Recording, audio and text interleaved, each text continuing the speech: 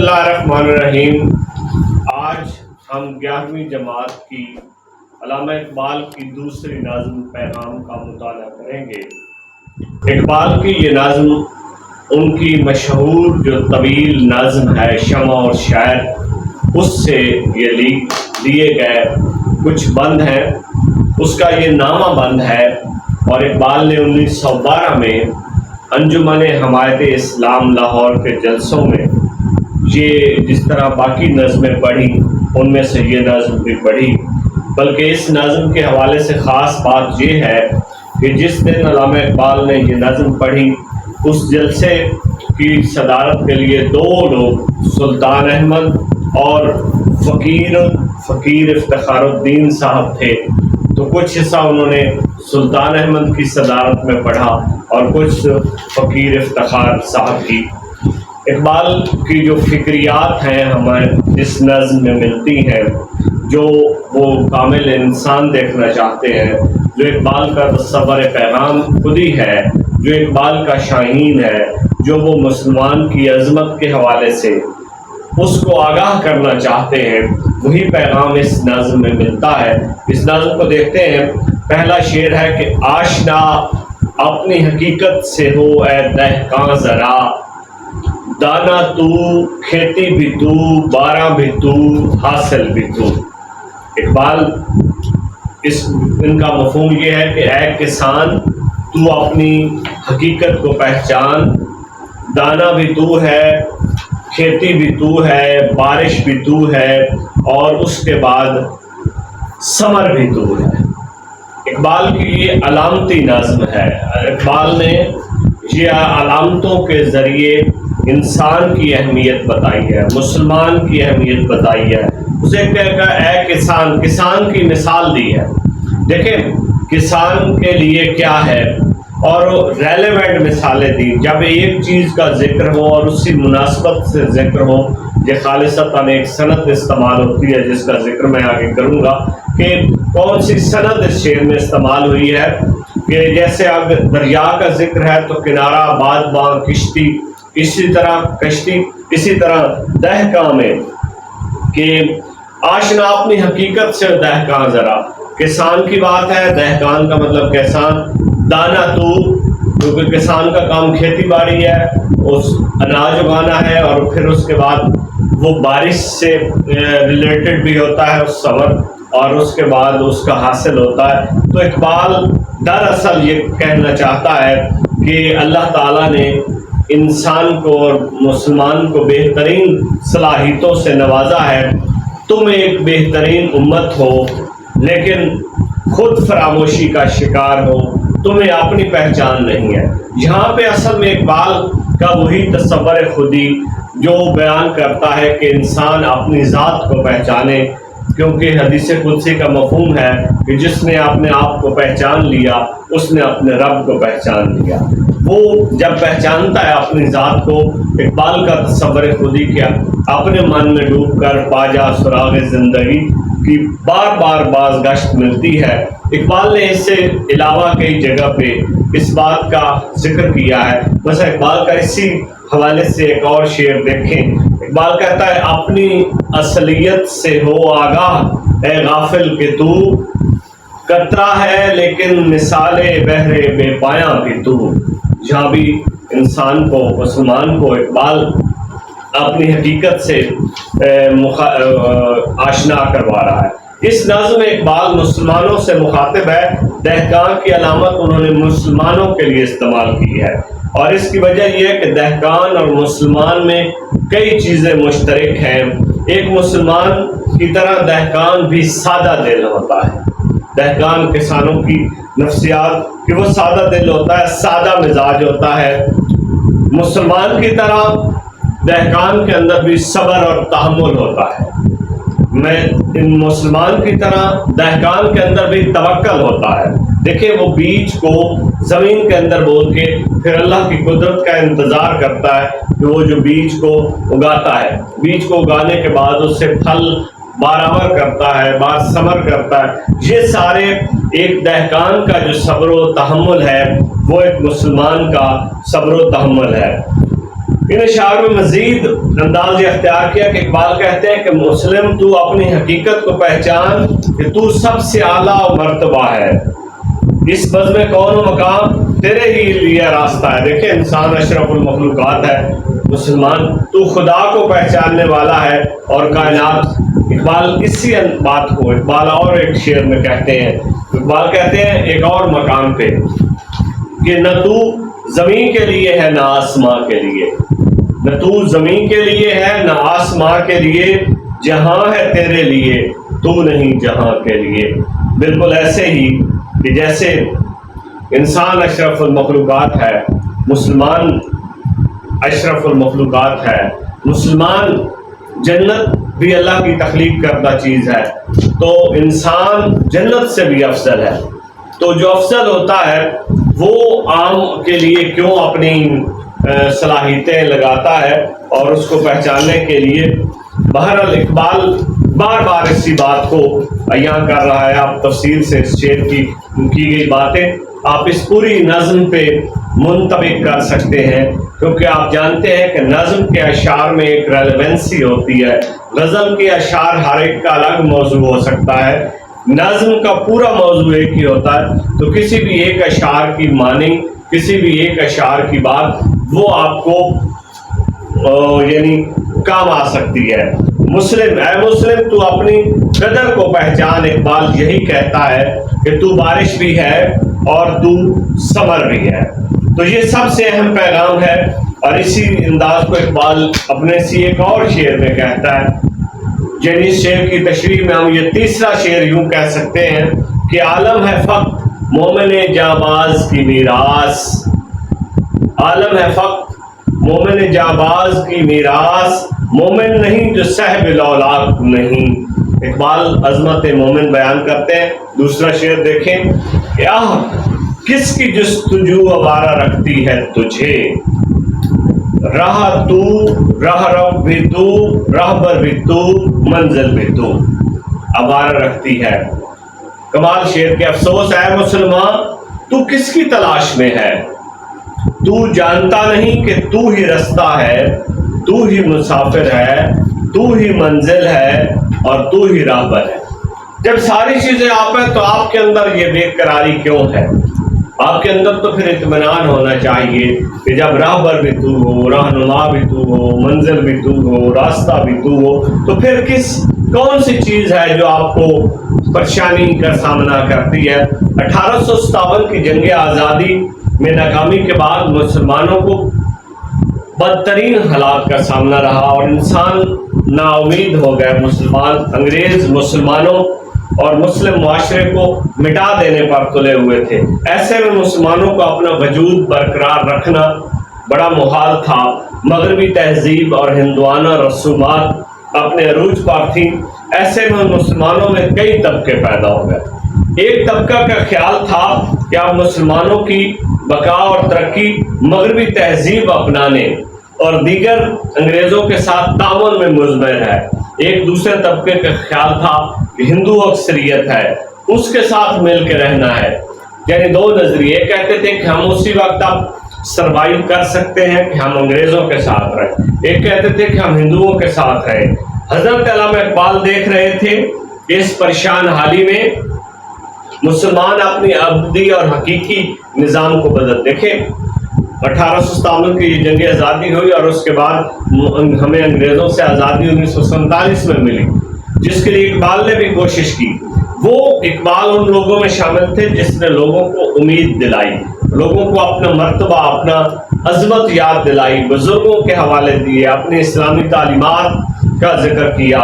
تو جا بجا اقبال کا ہمیں یہاں یہ ذکر ملتا ہے، اور اقبال کہتا ہے مسلمانوں کی فکری اور نظریاتی آواز کو دیکھ کر اقبال ان کو یاد دلاتے ہیں۔ اقبال کہتا ہے کہ اسی انداز کو اسی اور ایک انداز میں کہ تو اگر اپنی حقیقت سے خبردار رہے، تو اگر اپنی حقیقت سے خبردار رہے، نہ سیاہ روز رہے پھر نہ سیاہ کار رہے۔ وہی بات کہ تمہیں اپنی عظمت یاد دلا رہے ہیں۔ اس شعر میں حضرت علامہ اقبال نے ایک اور زاویے سے مسلمانوں کی عظمت آگاہ کیا ہے۔ اقبال کہتے ہیں کہ اے مسلمان تو کس کا منتظر ہے، آہ کس کی جستجو تجھے آوارہ رکھتی ہے، کس کی تلاش میں سرگرداں ہے، تجھ پر افسوس کہ تو اپنے مقام مرتبہ کو نہیں جان سکا۔ دیکھیں جب آپ صلی اللہ علیہ وسلم جو ہادی کامل رہنما کے بعد کسی کی تشریف آوری، کسی راہبر کی ہمیں تلاش نہیں ہونی چاہیے۔ کہ آپ صلی اللہ علیہ وسلم نے فرمایا تھا حجۃ الوداع کے موقع پہ بھی، خطبۃ حجۃ الوداع میں، کہ آج کا دین جو ہے وہ اللہ کا دین مکمل ہو گیا، تو اس کے بعد کسی راہبر کی ضرورت نہیں ہے۔ اب تو ہمیں راہبری، آپ کی راہبری میں، آپ کی سیرت پاک میں اس کا مطالعہ کر کے، اس کے سمجھ کر اپنی منزل کا تعین کرنا ہے اور اپنی منزل تلاش کرنی ہے۔ ہمیں اور کسی کی ضرورت نہیں ہے۔ اور اقبال اسی بات کو اس اور انداز میں کہتا ہے، اقبال کہتا ہے سلارے کارواں ہے میر حجاز اپنا۔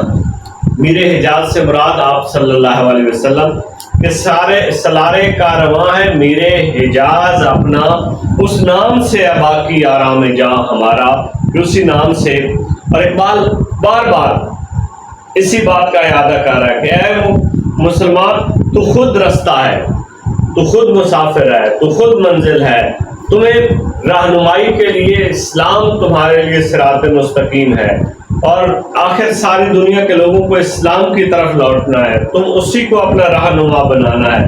تو اقبال بار بار یہی کہتا ہے، اور اقبال ہر طرف سے جب یہ بات نکلتی ہے تو وہ آپ صلی اللہ علیہ وسلم کی سیرت کا ذکر کرتا ہے۔ اقبال کہتا ہے صرف اسلام کا بول بالا ہوگا، اور اسی رہنمائی کے حوالے سے، رستے اور منزل کے حوالے سے، رہنما کے حوالے سے، راہبر کے حوالے سے اقبال کہتا ہے کہ سبق پھر پڑھ صداقت کا، عدالت کا، شجاعت کا، سبق پھر پڑھ صداقت کا، عدالت کا، شجاعت کا، لیا جائے گا کام تجھ سے دنیا کی امامت کا۔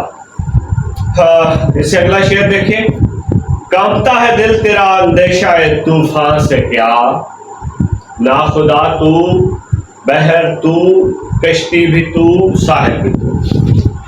اندیشہ طوفان، جو یہ سمندری طوفان کی بات ہے۔ اقبال کہتا ہے کہ اے مسلمان، تو طوفان سے کیوں خوف زدہ ہے؟ کہ کیوں؟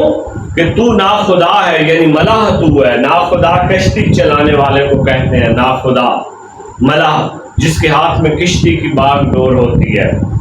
کہ تو خوف زدہ کیوں ہے؟ تو خود ملاح ہے۔ دیکھیں اگر آپ کسی کے بھروسے پہ ہو تو آپ کو اس کی ایبلٹی پہ شک ہو سکتا ہے کہ وہ شاید مجھے منزل پہ نہ پہنچا سکے، اس کی پاؤں میں لرزش آ جائے، لیکن اس کا بھروسہ ٹوٹ جائے، وہ بہادر نہ ہو۔ لیکن کہتا ہے جب خود ہو تو، ناخدا تو ہے، پھر سمندر بھی تو ہے، کشتی بھی تو ہے، اور ساحل بھی تو ہے، کنارہ بھی تو ہے، تو پھر تمہیں کس بات کا خوف ہے؟ اقبال بار بار یہ کہتا ہے 20ویں صدی میں مسلمانوں کی جو حالت ہزار ابتر تھی، پھر دنیا میں مسلمان سیاسی طاقت سے بھی محروم تھے، تو بیشتر اسلامی ملک یورپی اقوام کے قبضے میں تھے۔ ان سے تمام صورتحال میں اقبال مسلمانوں کو ڈھارس بندھاتے ہیں، اور اسی بات کا ساری غزل کا، نظم کا ایک ہی مفہوم نکلتا ہے کہ بار بار ان واقعات کی نشاندہی کرتے ہیں اور مسلمان کو کہتے ہیں، وہ کہتے ہیں کہ اے مسلمان، تم تو دنیا کی راہبری کے لیے پیدا کیے گئے ہو، تم نے بڑے بڑے طوفانوں کے رخ موڑے ہیں، اور تیرا ہتھیار اور تیری قوت جذبہ ایمانی تھا، اور وہ کیا ہے؟ جہاد زندگانی میں ہے مردوں کی یہ شمشیریں، تو ارادے جن کے پختہ ہوں، نظر جن کی خدا پر ہو۔ بار بار اسے کہتا ہے کہ ارادے جن کے پختہ ہوں، نظر جن کی خدا پر ہو، تلاتم خیز موجوں سے وہ گھبرایا نہیں کرتے، کہ وہ کبھی گھبراتے نہیں ہیں۔ اسی طرح اقبال کا یہ چوتھا شعر کہ دیکھ آ کر کوچا ہے جا کے گریباں میں کبھی کیس تو، لیلا بھی تو، صحرا بھی تو، محمل بھی تو۔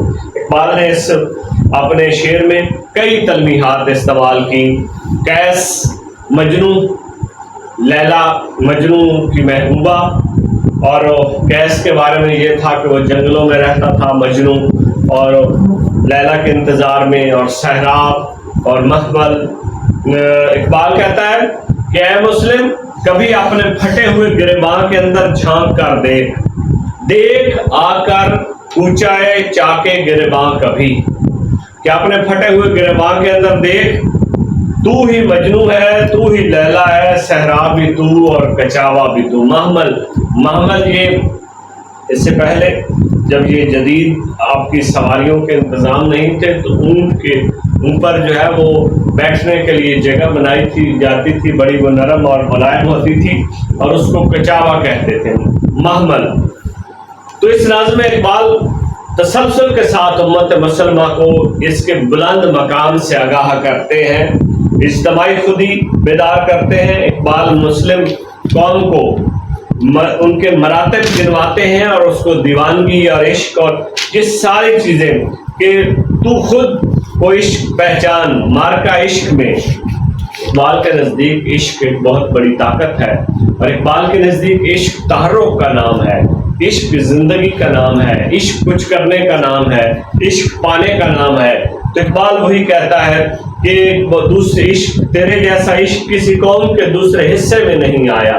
دیکھیں، اس قوم سے زیادہ عشق کسی کے حصے میں کب آتا ہے کہ جب عاشق رسول حضرت خواجہ اویس کرنی، جو آپ صلی اللہ علیہ وسلم کے عاشق تھے، اور جب ان کو پتہ چلتا ہے کہ سنا ہے آپ کا ایک دانت شہید ہو گیا، تو اپنا ایک دانت شہید کر دیتے ہیں، پھر سمجھتے ہیں شاید آپ کا دوسرا ہو، پھر دوسرا، پھر تیسرا، تو کتنی وہ تکلیف اور اذیت ہو، لیکن وہ عاشق۔ تو یہ عشق کس میں ہے؟ یہ ہمارے اسلام میں ہے یہ عشق، اور اس میں آپ عشق رسول میں گردنیں کٹواتے دیکھیں، غازی الدین شہید کا واقعہ پڑھ لیں، شہدائے کربلا کا واقعہ پڑھ لیں، تو زندگیوں سے زیادہ وہ عشق تھا۔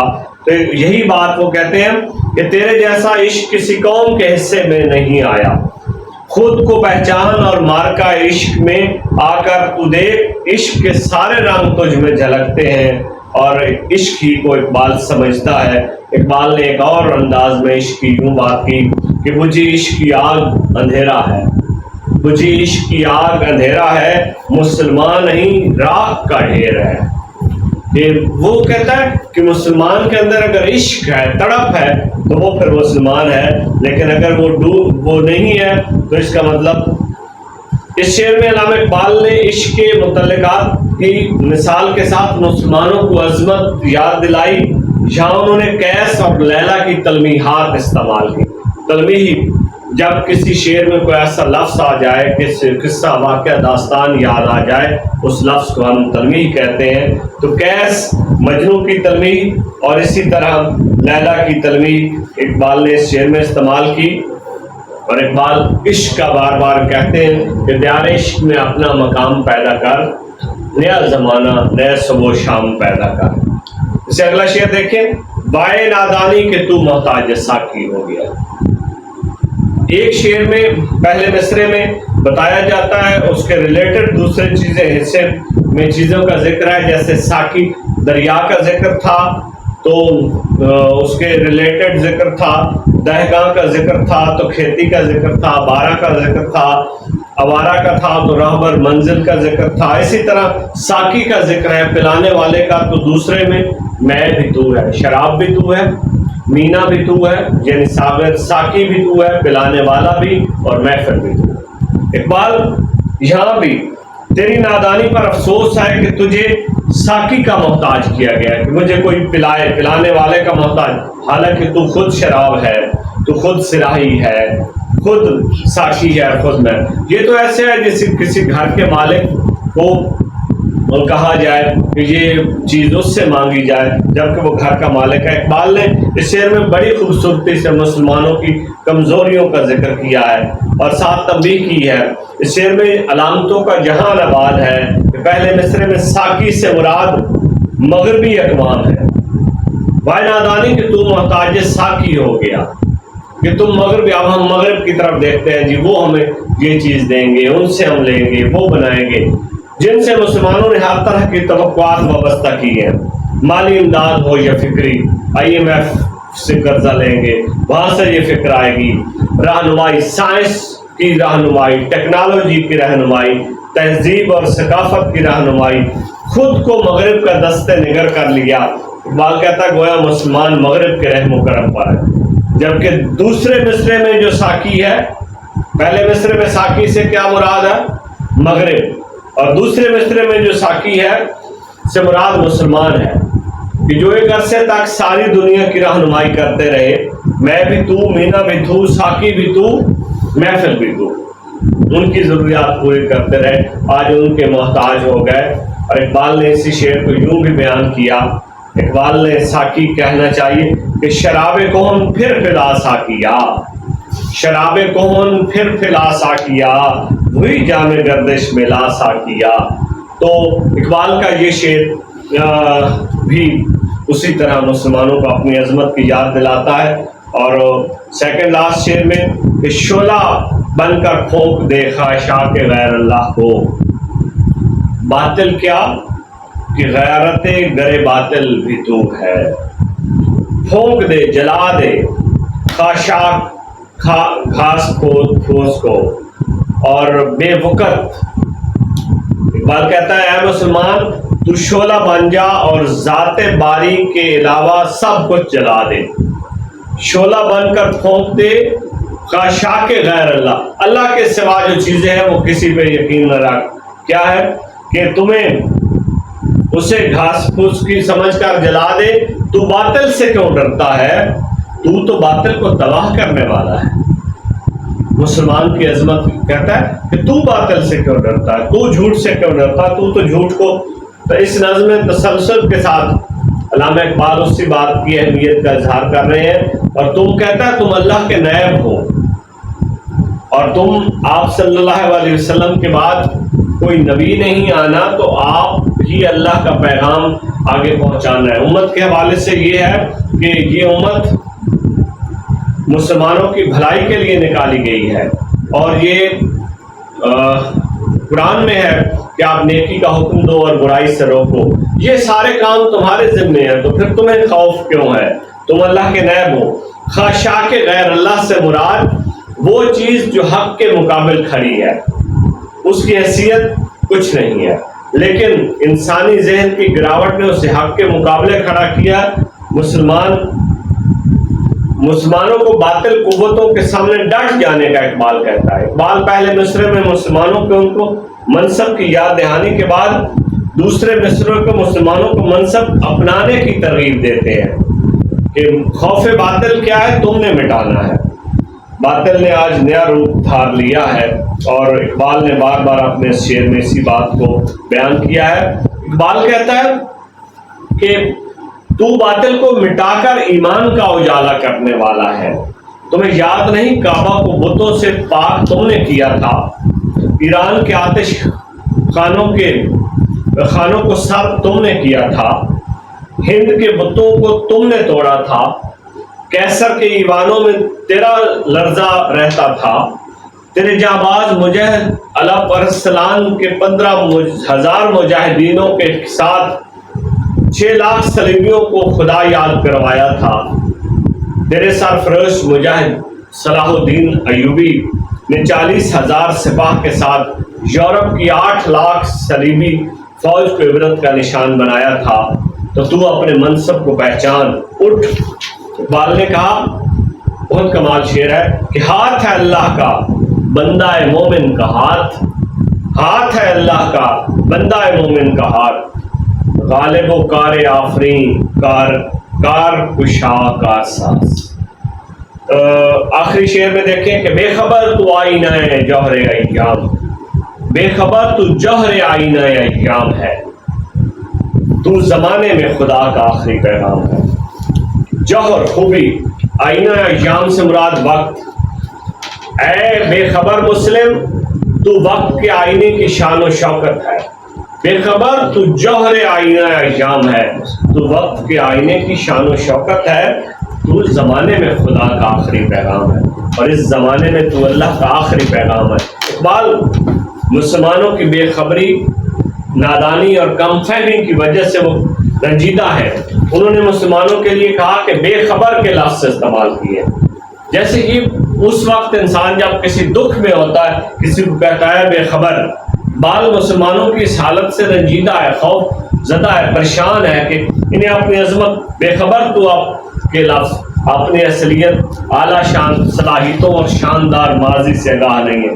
اے مسلم، اپنی خودی کو بیدار کر، اپنی خودی سے آگاہ ہو. اس کائنات کی رونقیں تیری بدولت ہے. یہ دنیا آئینہ ایام ہے تو اس آئینے کا جوہر ہے. تو آئینے کی چمک ہے، جس طرح چمک اور جلا. تو اقبال بار بار اللہ کی کائنات کی بساط لپیٹ دیں گے تو اس زمانے میں خدا کا آخری پیغام تو ہے، اور تو ہی وہ پیغام جس کا حضرت آدم علیہ السلام نے ابتدا کی تھی اور جس کی تکمیل خاتم النبیین حضرت محمد صلی اللہ علیہ وسلم نے کی. بال نے کہا تو اس کا وارث ہے. بال کہتا ہے مقام فانی مکی آئی، ازل تیرا ابد تیرا. مقام فانی مکی آنی، ازل تیرا ابد تیرا. خدا کا آخری پیغام ہے تو، جاویداں تو ہے، تو ہمیشہ ہے. اقبال قیامت تک کامیابی کا ذریعہ صرف دین اسلام بتاتے ہیں. اقبال کا پیغام یہ ہے کہ اس کا پیغام اللہ کا پیغام مخلوق تک پہنچایا جائے، اور یہ پیغام اب پہنچانا تمہارے فرض میں ہے. انبیاء کرام کے ذمہ جو تھا وہ کام ہو چکا، اور اسی حوالے سے قرآن پاک کا ارشاد کہ جس کا ایک ترجمہ ہے کہ تم بہترین امت ہو، لوگوں کی نفع رسانی کے لیے نکالے گئے ہو. اور اقبال اسی بات کو کہ تم سے بہتر، سب سے بہتر ہو، اعلیٰ مرتبہ ہو. لیکن اقبال یہی پیغام کے ساتھ اقبال کی یہ نظم اپنے اختتام کو پہنچتی ہے کہ عشق ہی بڑی طاقت ہے کہ قوت عشق سے ہر پست کو بالا کر دے، دہر میں اس میں محمد سے اجالا کر دے.